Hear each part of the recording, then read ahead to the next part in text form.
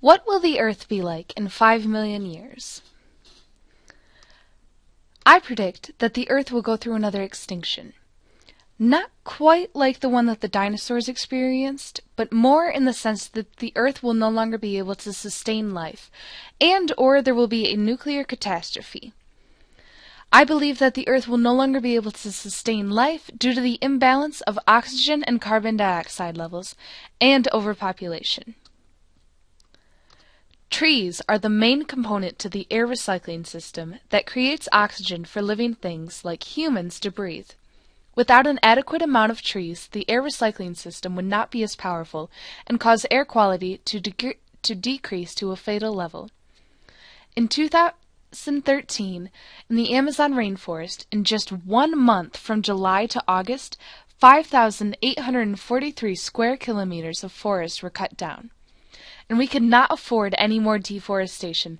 Otherwise, the cause of death on the Earth's death certificate will be suicide by carbon dioxide poisoning.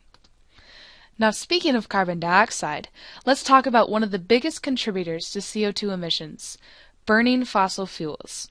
The amount of CO2 released into the atmosphere is gradually increasing as we continue to become more dependent on fossil fuels. After a short drop in 2009 due to the recession, CO2 emissions from fossil fuels continued to rise in 2010 and have since increased by 2.6% each year, hitting an all-time high of 9.7 billion tons of carbon emissions in 2012. If CO2 emissions continue to increase and the amount of trees continues to decrease, the air quality will not be good enough to sustain land animal life. Speaking of gas emissions and animals, let's segue into climate change. Greenhouse gas emissions are causing the poles to slowly melt. The poles are home to creatures like the polar bears and zooplankton.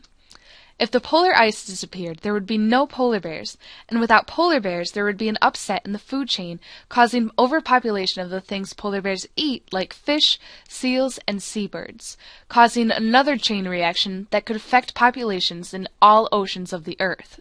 Speaking of populations, let's talk about humans. The Earth's human population is exponentially increasing, and at some point, the Earth will no longer be able to recycle the population's waste fast enough. The Earth will also not be able to produce enough resources for the ever-growing population. The United Nations predicts that there will be more than 4 million people living in nations defined as water scarce or water stressed by 2050. Now, speaking of a worldwide upset, and humans, let's chat about nuclear technology. Nuclear technology is used to generate electricity and for weapons of mass destruction. Nuclear power plants have a byproduct of radioactive waste. Radioactive waste can take hundreds of thousands of years to decay and become harmless, and while they are decaying, they emit radiation that is harmful to living things. The amount of power they produce is not worth the amount of harmful waste they produce. Nuclear bombs emit alpha and beta particles, gamma rays, and a great deal of thermal radiation.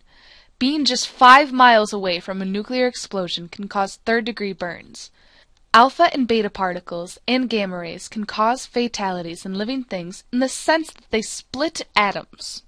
Portions of radioactive fallout can also reach into the atmosphere and linger for weeks.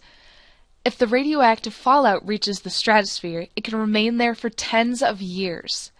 This lingering nuclear fallout is hazardous to all living things.